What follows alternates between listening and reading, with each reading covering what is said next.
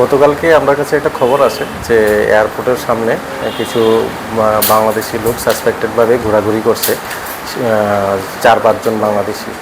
ওই খবরের ভিত্তিতে আমরা অফিসার যাই এবং ওমেন স্টাফ সহকারে যাই, গিয়ে তাদেরকে ডিটেন করে থানায় নিয়ে আসে। তারপর জিজ্ঞাসাবাদ করে এবং তাদের কাছ থেকে বাংলাদেশের কিছু পাসপোর্ট পাওয়া যায়, কিন্তু কোনো ভ্যালিড ভিসা বা আদার্স কোনো ডকুমেন্টস, লিগ্যাল ডকুমেন্টস তাদের থেকে পাওয়া যায়নি।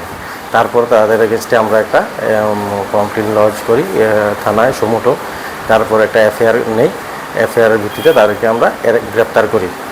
আজকে এর মধ্যে 5 জন তারা লোক, তাদের মধ্যে একজন ইন্ডিয়ান টাউট, যে নাকি তাদেরকে সহায়তা করছে ইন্ডিয়াতে ঢোকার জন্য ইলিগেলিভাবে।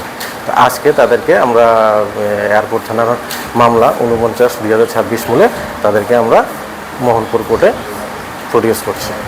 মশলা হাতে নয় চামচে তুলুন। লংতরাই গুঁড়ো মশলার প্রতিটি 250 গ্রাম প্যাকেটের সাথে 1টি চামচ ফ্রি।